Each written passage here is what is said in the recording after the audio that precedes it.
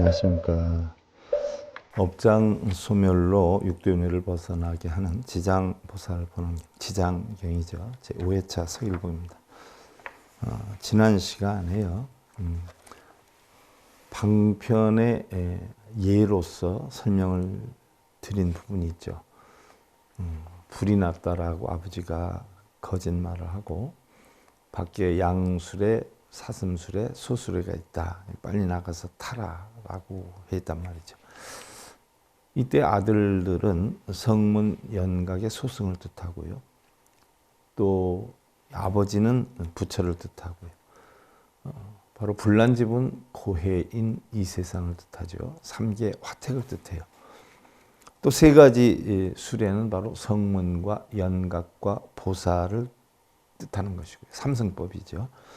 하얀 큰 흰 소의 수레는 일불승법을 뜻하죠. 법화경에 나오지 않아요.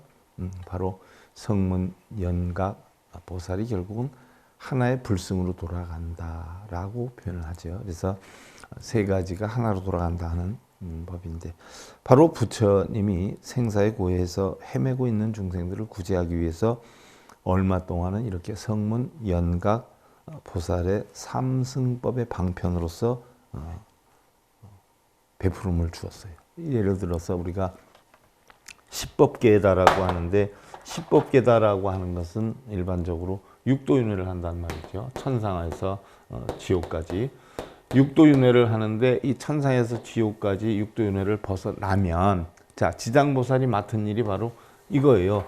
깨달음을 얻어서 부처를 만드는 게 아니라, 바로 지장보살은 역할이 어디까지냐 하면 지옥에서부터 천상까지 육도를 윤회하는, 즉 천상, 인간, 아수라, 축생, 악귀, 지옥이다. 이렇게 표현하기도 하고, 천상, 수라, 인간 이렇게 표현하기도 하잖아요. 육도 윤회를 벗어나는 것을 맡은 것이 바로 지장보살이란 말이죠. 그럼 이 육도 윤회를 벗어나면 바로 뭐가 되느냐? 성문이 된단 말이죠. 성문. 그러면 성문이 연각이 돼요. 연각이 된다면 보살이 되죠. 그러면 바로 지장보살 본원경의 핵심, 지장사상은, 지장보살은 성문을 만들고 연각을 만들고 보살을 만드는 데 뜻이 있지 않아요. 부처를 만드는 데 뜻이 있지 않아요. 그래서 지장보살의 임무는 중생들을 부처를 만드는 게 하는 것이 지장보살의 임무가 아니라 육도를 윤회하는, 지옥에서 천까지 육도를 윤회하는 보살들을 육도에서 벗어나게 하는 임무를 맡은 게 지장보살이에요. 그래서 지장경사상은 이걸 공부한다 그래서 우리가 깨달음을 얻기보다는 육도를 벗어나게 하기 위해서 설한 경전이다라고 인식을 하면 돼요. 그러면 바로 부처님은 성문, 연각, 보살에 대해서, 이 삼승에 대해서 가르쳐가지고 결국은 뭐예요? 부처를 이루게 하기 위해서 부처님은 가르침을 펴신 분이에요. 일례를 하나 들어보면은,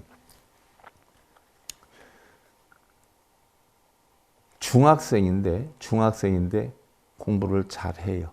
그러면 박사가 와서 과외를 하기보다는 바로 대학생이 와서 과외를 시키는 경우가 많지요. 바로 그 이치예요. 육도를 윤회한 중생들을 바로 지장보살이 가르침을 주는 것이고, 대학생이 와서 바로 중학생을 가르치는 것 같은 것이고, 대학에 들어가면 바로 전문적으로 배운다라고 하면 박사들한테 배우지 않아요? 바로 그와 같은 이치예요. 육도에서 벗어나서 성문, 연각, 보살이 되면 이것은 누가 가르치냐? 부처가 가르치죠. 뭐가 되게 하려고? 박사가 되게 하려고. 바로 이 단계에 해당이 되는 것이요. 그래서 바로 성문, 연각, 보살의 가르침을 부처는 폈는데, 결국 나중에는 일불승법, 바로 불승에 대해서 가르침을 주죠. 그래서 일체 중생을 이런 식으로 이끈다라고 하는 걸 비유해서 설명한 것이에요. 이걸 가지고 천태의 지스님은 개현, 개회 등의 삼승과 일승의 사상을 확립했다라고 했어요. 자, 지장경의 유래에 대해서 오늘은 살펴보는데요. 지장보살 본원경은 당나라 때 우전국 삼장 실타난타 스님이 번역하고 지장 십륜경은 당나라 영희 2년에 현장법사가 번역한 것이 있고요. 또한 북량본이 있는데 분실이 되어서 그 전말을 정확하게 알 수가 없다라고 했어요. 그러면 우리나라에서는 대부분 지장보살 본원경이 많이 설해주고 있어요.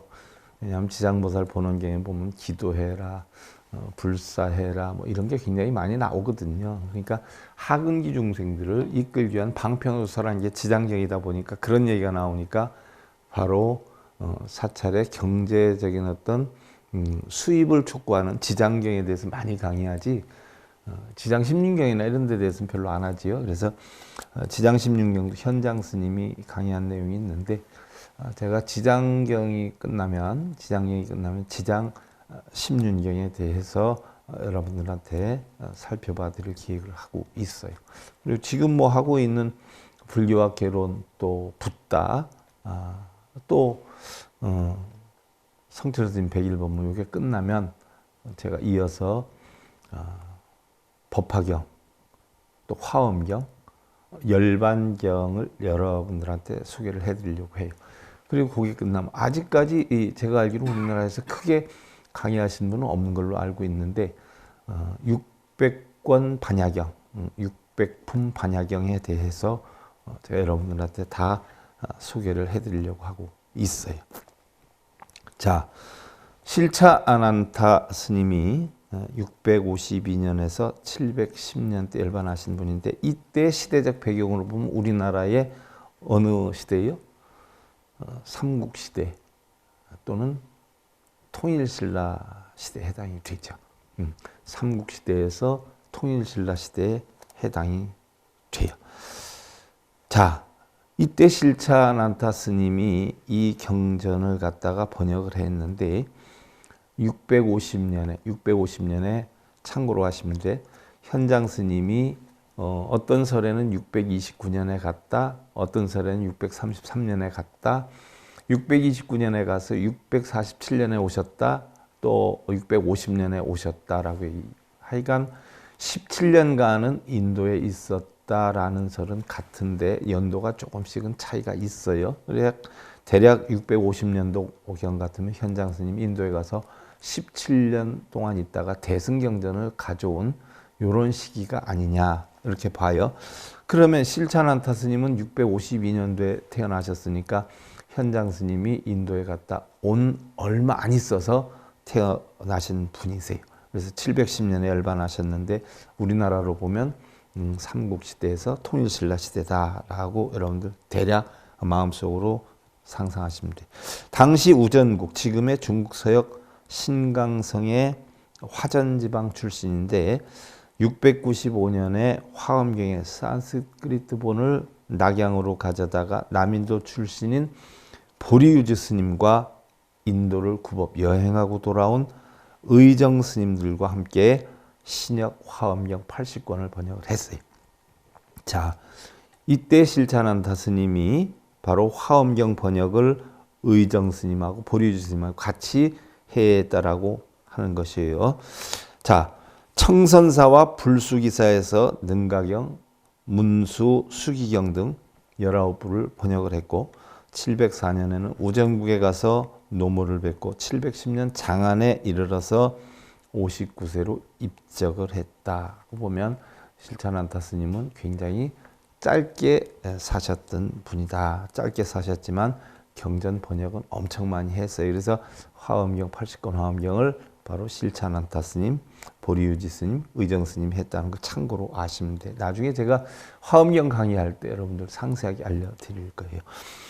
또 한편 현장 스님은 삼장 현장 스님은 602년도에 태어나셔서 664년도에 열반하셨어요. 이러면 650년도에 인도에서 돌아오고 나서 약 한 14년 동안 더 사시다가 열반을 하셨는데 불과 중국에서 14년 동안 더 사시면서 가져온 경전을 어마어마하게 많이 번역을 했단 말이죠.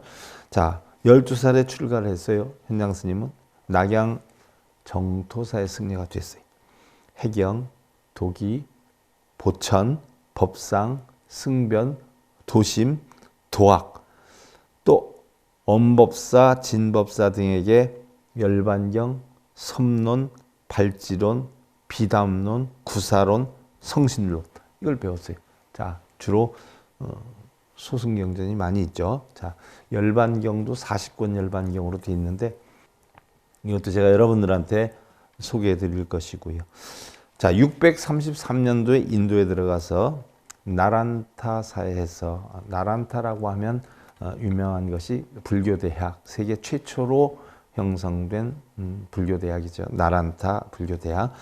나란타사에서 계연논사에게 유가, 인명, 구사론 등을 배우고 650년, 17년 동안 약 139굴 순회를 하면서 부처님살이 150과, 또 불상 8구, 대승소승경전 약 520질, 657부를 가져와서 홍복사에 모시게 되죠. 그 뒤 홍복사 자은사 왕하궁에서 번역에 종사를 하면서 75부 1335권을 번역을 하게 되죠. 국가에서 엄청 지원해주고 밀어줬잖아요. 지장경도 바로 그때 번역된 것 중에 하나다라고 해요. 그럼 지장경이 언제 나왔느냐라고 하는 것이 대략 알죠. 우리나라에서는 이조 명종 1558년에 구결을 낸 것이 있고요. 영조 38년, 그러니까 1762년 언해한 것이 있어요. 또 지장계통의 모든 경전이 인과를 중시해서, 인과법을 중시로 해서 중생들로 하여금 선업을 닦도록 계도하고, 자, 인과법을 중심으로 해서, 자, 부처가 되게 만드는 게 아니라 바로 뭐예요? 악법을 없애고 선법을 터득할 수 있게 유도한 경전이고 하는 이야기예요. 누구나 좋은 친구를 사귀어서 번속을 사랑하고 믿음과 계율을 철저히 지켜서 법문을 듣고 보시를 행하고 자비사를 실천하고 인욕과 정진의 방편으로서 대승의 도를 넓혀가도록 이끈 경전이 지장경이다. 지장보살은 해탈의 법선유라고 했어요. 해탈하는데, 해탈하는 법을 가르쳐주는 배요, 또 복의 바다며 대비의 성이고, 대자대비의 성이고, 또 선근의 대지요, 선 뿌리를 가지고 있는 대지요. 자, 그래서 지장이라는 건 땅지자라고 말씀드린 거예요. 또 미혹을 파괴하는 금강이다라고 합니다. 자, 미혹심, 망상심을 파괴하는 것이 금강이다라고 한다는 얘기예요. 결국 우리는 공한 이치가 모든 것을 다 파괴하게 만든단 말이죠. 자, 지장경의 가르침은 바로 온갖 미혹을 물처럼 씻어주고, 물이 우리 더러운 때를 다 씻어주듯이 온갖 미혹을 씻어주고, 또 일산처럼 번뇌의 더위를 식혀주며, 자, 일산이다라고 하는 것은 뭐 옛날에 상감마마나 높은 사람들 어디 다니시면 옆에서 우산 같은 거, 큰 우산 같은 거 들고 쫓아가지 않아요? 그런 것들을 일종의 일산이다라고 해요. 쉽게 예를 들면 비 올 때 쓰는 것을 우리는 우산이다라고 하지 않아요? 우산? 그러면 햇빛을 막아주는 것을 우리는 일산이다 이렇게 생각하면 돼요. 또 일산처럼 번뇌의 더위를 식혀주며 의사가 환자의 고통을 없애주는 것과 같고, 중생의 결박을 풀어주고 굳은 수행과 선정으로 인연들을 밝고 깨끗하게 하고 허공과 같은 마음으로 세상의 어두움을 밝혀주며 중생들이 나쁜 업으로 고통을 받게 되면 언제나 바른 가르침으로 그것을 즉시 벗어나게 하고 다시는 사막도에 떨어지지 않게 한다라고. 자, 사막도. 사막도는 어디예요? 지옥악의 축생이란 말이죠. 그럼 왜 사막도에 떨어져요? 우리가 일반적으로 할 때 탐욕이 많으면 어떻게 돼요? 악귀가 된다라고 했어요. 또 성냄이 많으면 어떻게 돼요? 성냄이 많으면 지옥에 떨어진다 했어요.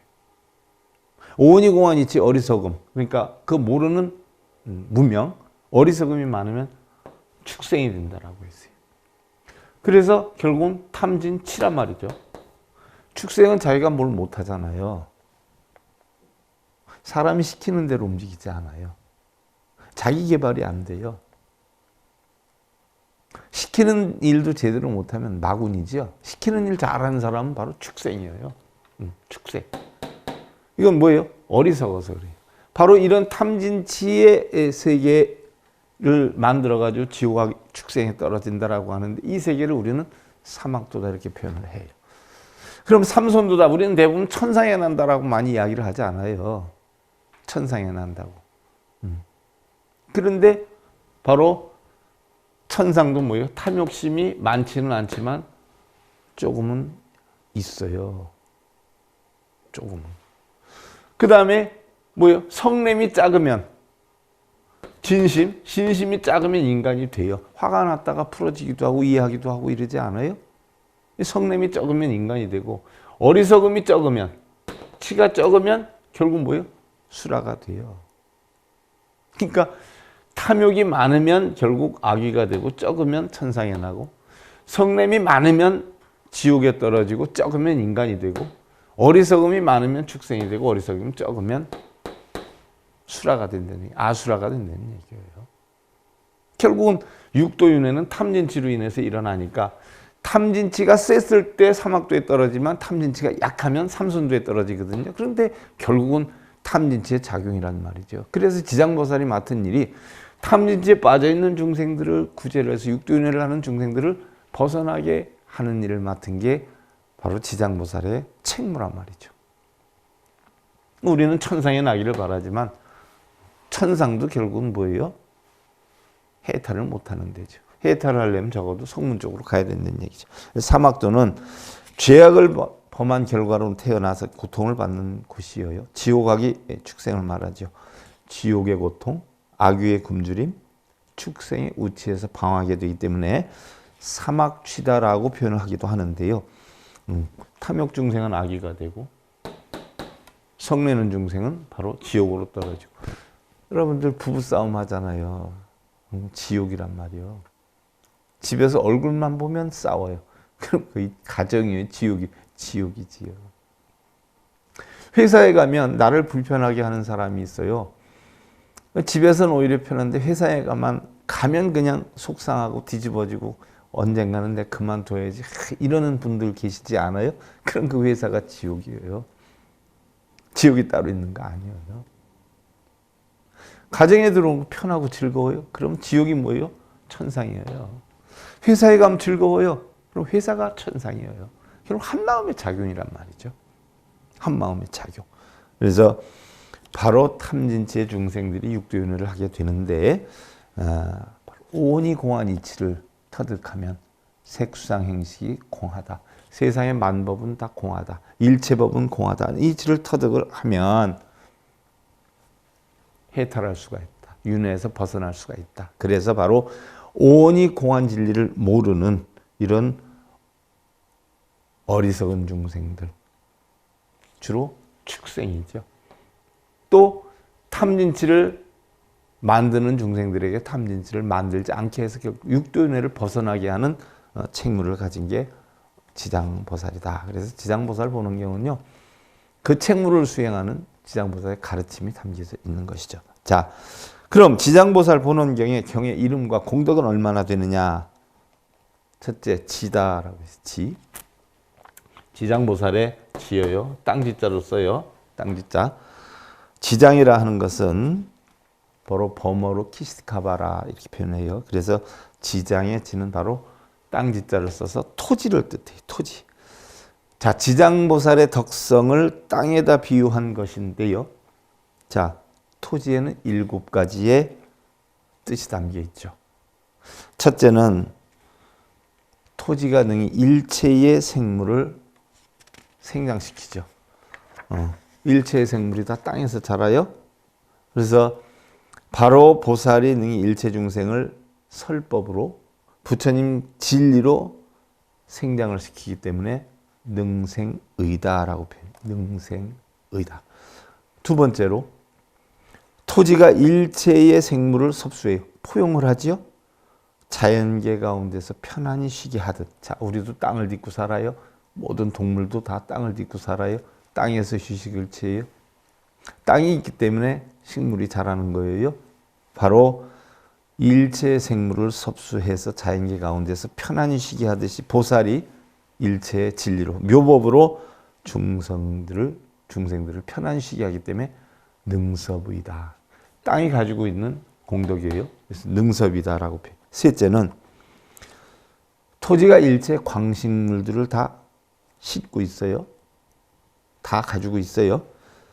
바로 보살이 일체 중생의 고통을 지니고 저 언덕에 이르게 하기 때문에, 자, 일체의 생물들을 다 땅이 섭수를 하고 있으면서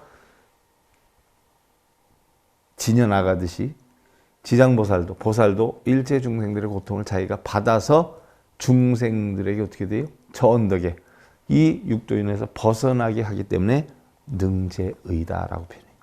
넷째로 토지가 능히 일체 만물을 마음대로 포용해서 장엄하듯 보살은 묘한 선행으로 모든 중생을 포용하기 때문에 능장의다라고 해요. 장엄을 한다라고 해요. 그래서 능장의 장자 땅지자에서 지장보살이라고 이름이 만들어지는 거예요.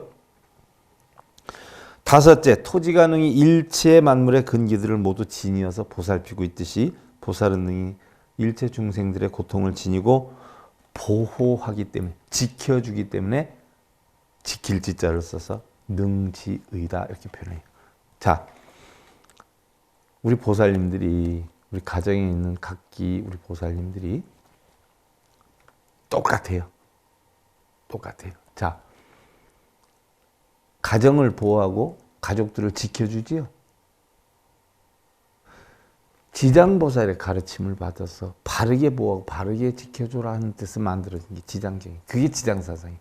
근데 지장보살한테 그냥 뭐 지장보살 춘부다라냐고, 지장보살 멸정 없지는 하고 이거 하면 업장이 소멸되는 게 아니란 말이죠. 지장보살의 가르침을 배워서 내가 지장보살의 가르침대로 행을 하면 업장이 소멸된다는 얘기예요. 토지가 일체 만물의 의지처가 되듯이 보살이 일체 중생의 의지처가 되기 때문에 능의의다. 자, 가정에 들어오기 싫은 사람은요, 아내가 무섭거나 싫거나 이러면 들어오기가 싫죠. 근데 아내가 좋거나 사랑스럽거나 편안하거나 어떻게 돼요? 그러면 일찍 들어오려고 하죠. 바로 아내가 집안 가족들의 모든 의지처가 된단 말이죠. 그래서 보살 사상이 여성 사상이잖아요. 지장보살이 성문의 니승상이잖아요. 그래서 부처님이 그런 가르침을 주신 거예요. 지장보살께 빌라고 한 게 아니라 지장보살의 가르침을 배워서 나나 우리 가족이나 주변을 이렇게 보호하고 양성화시키고 키우고 지키고 만들어 나가라는 뜻으로 한 것이 지장사상이죠. 지장보살한테 뭐 빌고 이런 거 아니에요. 그 다음에 일곱째로 땅의 성품이 견고하고 실다워서 움직이는 마음이 없듯이, 땅에다 뭐 더러운 걸 버리든 깨끗한 걸 버리든 땅은 요동을 안 치잖아요.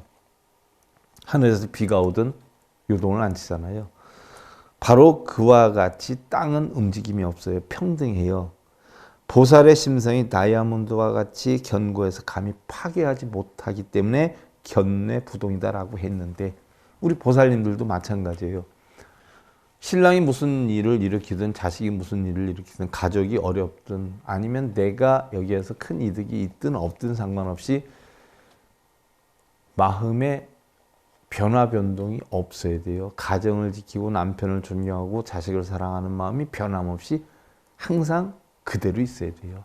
적어도 존경하고 사랑하는 마음이 없다라고 해도 미워하고 싫어하고 이러는 마음은 없어야 돼요. 그래서 이런 공과 같이 땅과 같은 이런 여건을 지녀야 된다 하는 사고로 만들어진 거예요. 그래서 바로 지장보살 사상은 7가지 공덕을 가지고 있다. 그래서 다시 한번 살펴보면 바로 그 7가지가 그 능섭의, 능생의, 능섭이, 또 능제의, 능장의, 능의의, 또 견내부동이라 해서 지장보살의 가르침을 받아서 우리 보살님들도 그렇게 해야 된다는 얘기. 사실 가장 중요한 것은요, 천하지대본이라고 그러죠. 세상에서 땅이 가장 근본이 된다. 가정에서도 사실은 누가 근본이냐? 우리 보살님들이 근본이 돼야 돼요. 일례를 하나 들어서 신랑은 문제를 일으켜서 나 돌아다니고 아무리 그래도 우리 보살님들이 가정을 지키면 결국 가정으로 돌아오지 않아요? 아무리 멀리 외국까지 갔다라고 해도 결국 어디로 돌아와요? 가정으로 돌아와요. 이게 보살 사상이에요. 그래서 신랑이 문제를 일으켜도 가정은 잘 안 깨져요. 보살님들이 마음 어떻게 먹냐에 따라서 바뀌지. 근데 우리 보살님들이 사실은 마음을 한번 삐끗 잘못 먹으면 가정이 깨지죠. 예를 들어서 신랑이 바람이 났어요. 그럼 우리 보살님이 조금 참고 기다리고 인내하고 하면 돌아올 수 있는 여지가 있는데 우리 보살님이 문제가 났어요. 그럼 그 가정은 존속되기가 힘들어요. 그와 같은 거예요. 그래서 가정에서는 여자가 근본이 되고 세상에서는 땅이 근본이 된다라고 하는 사상이 지장 사상이에요. 자, 육아론에서는 능히 섭지의 뜻을 가지고 있으므로 포섭하고 지킨다라고 하는 뜻을 가지고 있으므로 바로 지다라고 했고, 성유식론에서는 닦은 바 행을 의지해서 만물을 생장하는 까닭으로 지다라고 한다라고 했어요. 그래서 지장보살의 지의 뜻에 대해 살펴봤고요. 그 다음에 장이다라고 하는 것은 비밀, 포용, 함육의 뜻을 가지고 있어요. 이것은 바로 보살이 깊은 선정으로 일체 중생의 잘못을 그치게 하고, 자, 선정은 바로 뭐예요? 육근이 육경을 부딪혀서 일어나는 망상심을 깨뜨리는 게 선정이죠. 고요정멸한 공의 경지로 만드는 게 선정이에요. 그래서 일체 중생의 잘못을 그치게 하고 지극한 마음으로 일체 중생의 고통을 구제하고 함육하기 때문에 장이라 한다라고 했어요. 자, 토지의 7가지 덕목 가운데 모든 것을 장엄한다라고 한 그런 뜻에서 능장의다라고 했는데 바로 그런 뜻을 가지고 있죠. 자, 보살은 열애의 지덕, 지혜의 덕, 단덕, 괴로움을 멸하고 고통을 멸하는 덕, 은덕, 은혜를 아는 덕, 이런 3가지 덕을 갖추고 있는 게 지장보살 사상이라는 얘기예요. 그럼 우리가 지장보살께 빌 게 아니라 이러한 지혜와 또한 고통을 끊을 줄 아는 단과 또 은혜를 아는 이러한 3가지 은덕을 지장보살님께 배워서 나 자신을 갖춰야 된다 하는 사상이 지장사상이죠. 그래서 3가지 덕을 갖추는 걸 우리는 삼덕장이다. 그래서 장에는 바로 3가지 덕을 함육하고 포용한다는 뜻을 가지고 있죠. 부처님의 평등한 지혜로 일체를 비추어 잘못을 풀어주고 은혜를 갚음으로써 해탈을 얻게 하는 사상이. 또 이와 같이 지장보살은 한량없는 묘법을 체득 해서 수없는 중생들을 제도하기에 지장심림경에서는 흔들림이 없는 대지와 같이 평온한 마음으로 깊은 산매에 홀로들어서 한량없는 중생을 제도하고 있으므로 지장이라 한다라고 했어요. 지장보살 본원경의 뜻에 대해서 살펴보고 있는 거예요. 그래서 지는 7가지 공덕, 장은 3가지 장엄의 덕, 이걸 갖추고 있다라고 했어요. 다음이 우리가 조금 아까 선정이라고 하는 부분에 대해서 살펴봤어요. 선정, 깊은 산매에 홀로들어서 한량없이 중생을 제도하고 있는 선정을 한다라고 했어요. 그러면 선정이다라고 하는 건 우리가 많이 배우고 있죠. 일체의 선정이다라고 하는 건 외선내정이다라고 한다라고 했어요. 외선내정. 외선이다라고 하는 것은 일체 육경의 대상, 색성량 미촉법에 대해서 끌려다니지 않는 걸 우리는 선이다라고 하고, 정이다라고 하는 것은 눈, 귀, 코, 여, 몸뜻의 작용에 끌려다니지 않는 걸 정이다라고 했어요. 그래서 선정이다라고 하면 대부분 가부좌 들고 앉아있는 걸 선정으로 하는데요.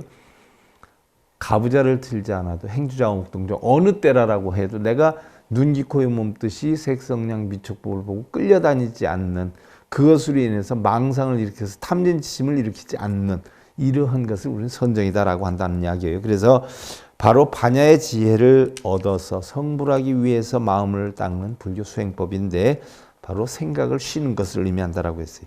우리 인간들의 사실 생활을 살펴보면요, 모든 것이 어떤 불안, 고통으로 가득 차 있는 듯이 보일 때가 있어요. 그 이유는 잡다한 생각을 쉬지 못하고 어리석게 우리가 집착하고 있기 때문인데요. 누구든지 망념, 또 사념, 허영심, 분별심을 버리면 바로 이 세상이 극락이죠. 또 이 마음이 부처다라고 했어요. 이와 같은 경지에 이르기 위해서 마음을 쉬는 공부가 바로 선정 수행이 되는 것이죠.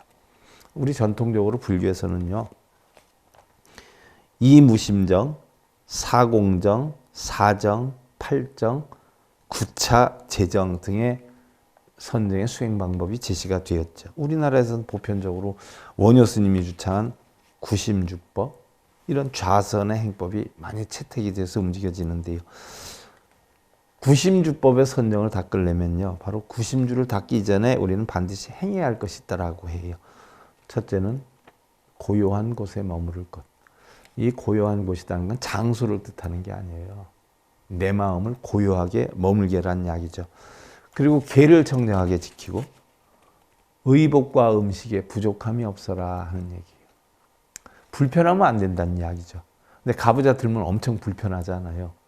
그러니까 가부좌도 사실은 올바른 선정법에는 해당이 안 된단 말이죠. 근데 언제 어느 때 어떻게 만들어졌는지 몰라요. 저는 가부좌법이. 그 다음에 선지식을 만나야 할 것. 바르게 수행하는 법을 배워야 되겠죠. 뭘 맨날 빌고 쓰고 읽는 법을 배워서는 선정 못하죠. 그 자체가 탐욕심이잖아요. 또 모든 인연이 되는 사물을 실 것.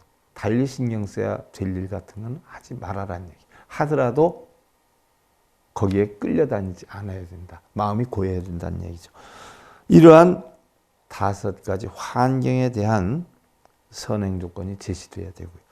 또 선정에 들기 직전에는 반드시 좌법에 따라 몸을 단정히 하고, 좌법이다라고 하는 것은 앉는 법을 뜻하는데 몸에 앉는 법도 해당이 되지만 가장 중요한 것은 마음에 앉는 법이죠. 마음에 앉는 법. 마음이 편안해야 돼요. 편안하려면 꼭 가부좌를 안 들더라도 편하게 앉아야 되겠죠. 예를 들어서 미국 같은 경우에 젠 센터에서 선을 많이 하지 않아요. 젠 센터에 가보면 가부좌 들고 하지 않아요. 어떤 사람은 소파에 누워서 하고요. 어떤 사람은 2다리 딱 뻗고 벽에 기대서 하고요. 각기 자기가 가장 편한 자세. 어떤 사람은 그냥 가벼운 경행을 하면서 이렇게 하고 생각하면서 하고. 가장 자기가 편한 자세에서 편한 마음을 만드는 게 선정이지, 우리나라처럼 뭐 다리가 저리고 무릎이 쑤셔 죽겠는데 가부좌 들고 하는 경우는 없어요. 또 반드시 진여와 상해서 자기를 제도하고, 첫째는 자기를 제도해야 돼요. 우리가 중생 제도한다라고 하면 남을 제도하는 줄 아는데 자기 중생 제도하는 게 제일 급선무예요. 그래서 자기가 제도가 되었을 때 다른 이를 제도해서 바로 무상도에 이르겠다는 이러한 원을 바르게 세워야 된다라고 했어요. 자, 선정의 방법도 여러 가지가 있는데요. 일단 우리가 선정을 닦는다라고 하는 것은 내 마음을 고요하게 만들고요. 망상이나 사념에 빠져들지 않게 하기 위해서 우리가 하는 것이니까 바로 지장보살 본원경이다라고 하는 그 제목에 담겨 있는 뜻을 우리가 살펴보고 있는데요. 일단 원효 스님이 한 구심주법의 참선법에 대해서 앞부분은 설명을 했어요. 올바르게 우리가 구심주법에 들어가는 부분을 다음 시간에 이어서 하는 걸로 하고요. 지장보살 본원경, 제대로 공부하면 업장소멸, 육도연회를 벗어나지요. 바르게 공부해서 업장소멸 할 수 있기를 기원드리고요. 5회차 서일봉이었습니다. 감사드립니다.